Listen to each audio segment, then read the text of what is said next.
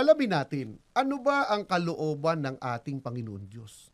Ngayon ang dapat masunod ng tao upang yung paglilingkod niya magkaroon ng kabuluhan sa ating Panginoon Diyos. Ganito naman ang ating mababasa dito sa Efeso. Sa 1:9 hanggang sa 10, pakinggan po natin itong pagtuturo ng banal na kasulatan.